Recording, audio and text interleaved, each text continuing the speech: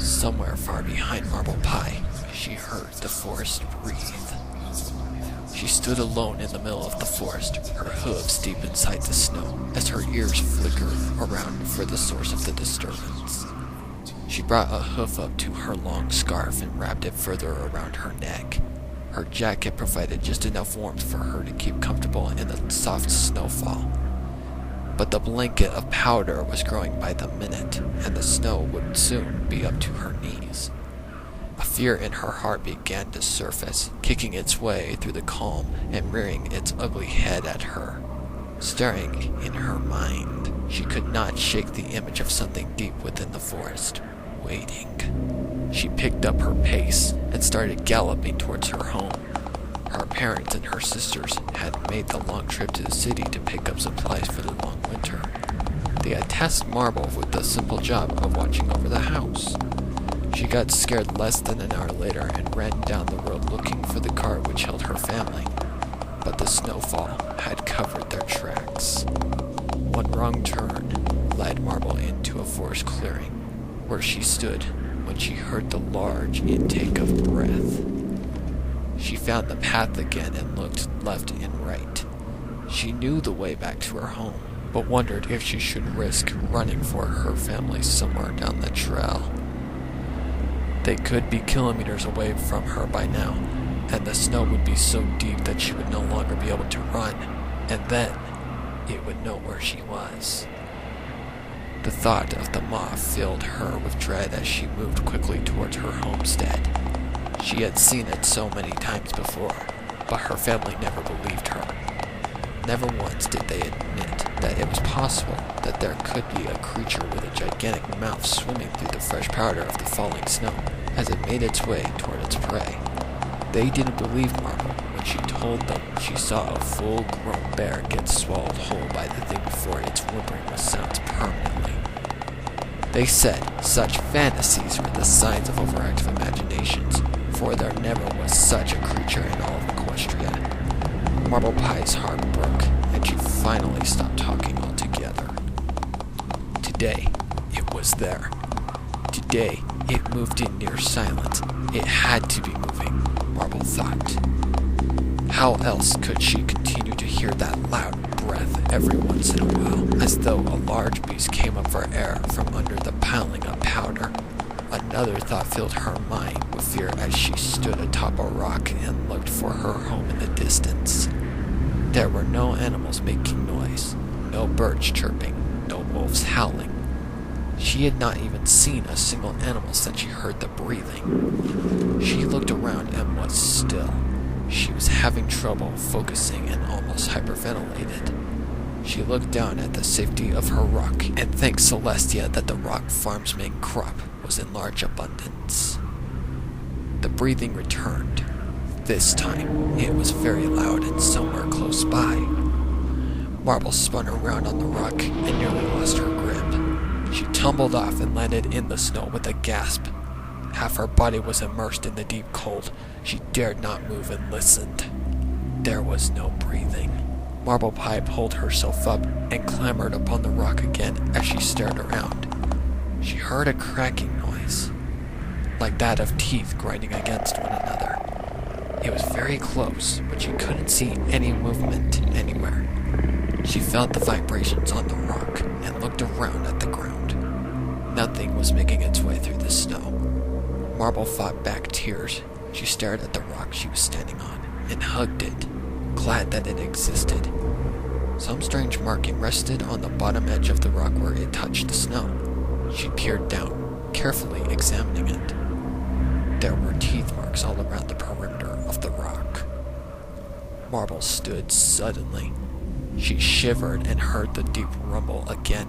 This time, the vibration definitely came from below her. She stared at the edges of the rock and saw the snow spin, as though something massive was circling its way around the rock. Jagged, white triangular protrusions appeared as they encircled the stone, carving into ever so slightly as the edges crumbled away bit by bit. Marble yelped at the sight of the monster's teeth sneaking their way through the rock to get to her. She cried out in fear and braced herself on the rock. Trees towered up above her, like bony sentinels awaiting her fate. snow fell peacefully, oblivious to the nightmare playing out on the slowly diminishing island of rock, holding the lone earth pony, panicking as she turned around in her spot. She yelled for help, but the powder absorbed nearly all of her scream and made it impossible for anyone to hear her plight. Marble frantically searched for any method of escape and spotted the road to her house only 10 yards away. It was elevated from her position, and she'd have to climb up to a slight incline to get there. Could she make it? Was the beast so preoccupied with its rock meal that it wouldn't be able to catch her in time? She couldn't stay on her disappearing island of safety, or else the beast would find a way to consume her. She had to think fast. If she ran, the snow would slow her down. By the time she reached halfway up the slope, the thing would catch her. A quick glance at nearby trees showed that one was nearly dead. If she jumped just right, with enough force, she could knock it down and land on top of it. The confusion might distract the mob from locating her easily so she could run up along its edge to safety. It was her only hope. Marble readied herself as the grinding sound under her became worse. She steadied herself for the jump. A large cracking noise issued from underneath.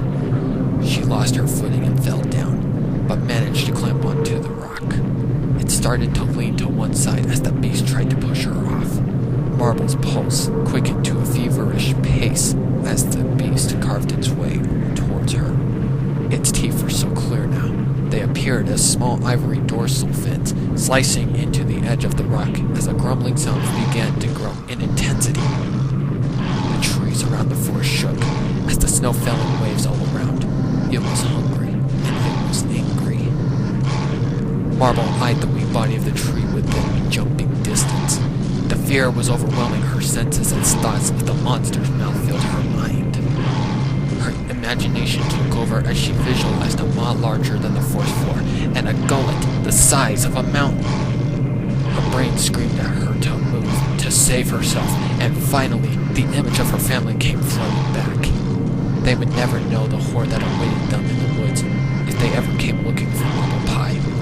A power filled Marble from within, like the strength of rock stealing her heart, as she realized she had to survive so that her family would not fall victim to the stalking maw of the rock farm woods. She stood up one last time. The teeth were moving so fast now that their movement started to create a rolling wall of white snow with their intensity. It was perfect, Marble thought. It would not be able to slow down so easily. She stepped back as far as she could go on the rock and aimed for the tree and did a running leap off the edge. Her body hit the side of the tree as she grabbed onto its trunk. For a split second, it seemed as though it might not fall. A cracking sound split through the forest as the base of the tree ruptured, sending Marble Pie forward towards the elevated road. She held on as the trunk slammed onto the snowbank below. It stayed mostly above the snow line as Marble shook off the shock and scrambled to her hooves. She ran. The rolling teeth disappeared from beneath the rock. The ground shook. It knew where Marble was. It tore through the tree trunk until she panted. Marble ran along the edge of the tree and leapt onto the path as she hit the ground running. She thought she might have sprained an ankle, but pushed herself anyway. Behind her, the beast carved through the ground like a shark on the hunt for its prey. Waves of earth parted and split off the side, creating a rising valley of dirt, heading straight for the fleeing pony. She saw the entryway to her house only 100 yards away. She turned back. The beast was slowing down.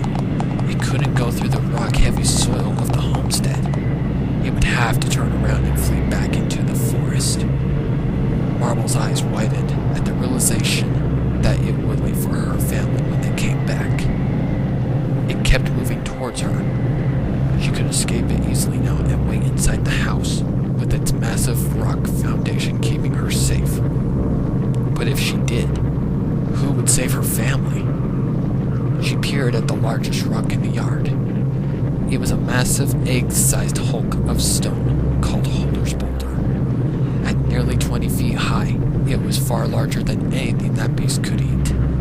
She could lure it towards the boulder and find a way to topple it into its maw, where it could choke on the colossal stone. But she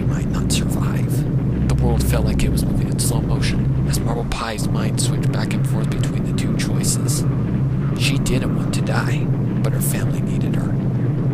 They would never know what she did for them, but as long as they were alive, that's all she cared for.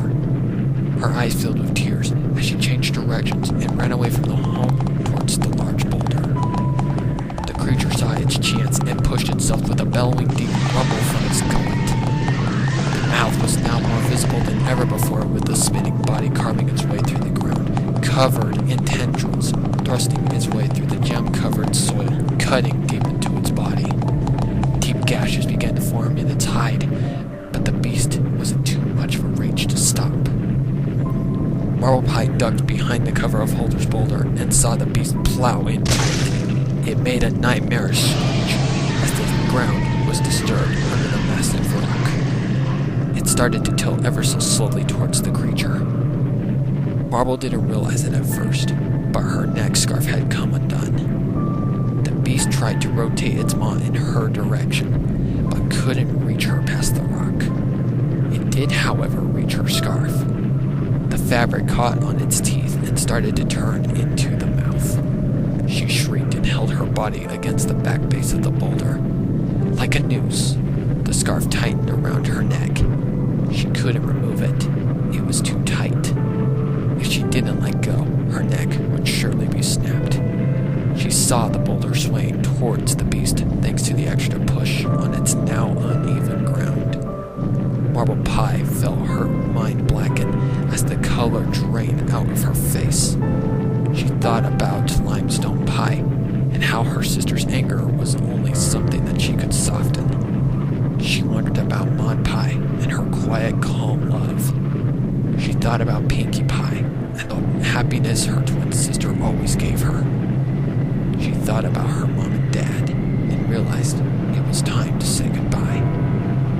All of this was in the blink of an eye. She let go.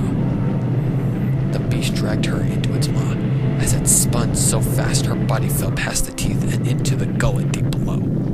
She had no chance to scream and fell into the darkness. The boulder fell as well. It smashed down on top of the head of the beast. It died in a burst of agony and finality. It did not move. The rock farm was quiet that day. Birds started to chirp again. Animals wandered freely in the forest. The sun was beautiful and warm. The snow started to melt, revealing the large body of the thing still lying motionless in front of the Pie family house. There was a tapping sound, a sound that reminded every pony who knew that the Pie family were rock farmers for a reason. A sound that got louder and more desperate as time went by, and the rest of the snow disappeared. In less than a day, the tapping had become so great that the vultures who were watching the body of the beast stayed away and waited. There was a burst of cracked carapace on the side of the beast. A small hoof came out, another kick, and more of the body crumbled away, like a dusty set of armor now broken and useless. 2 hooves stretched back the body and snapped the pieces of the exit wound off, as the small mare named Marble Pie collapsed on the ground outside it. She looked up at the boulder and saw it had smashed the head of the beast, but not its central body. It was more massive than she had imagined. She lay on the ground and waited until her family strolled up the road. Waited until they ran to embrace her and hold her close, feeding her food and drink and medicine until they pulled her inside and left the rotting corpse of the stalking ma out in the sun. Their daughter was more important to them than anything else. The vultures would take care of the rest.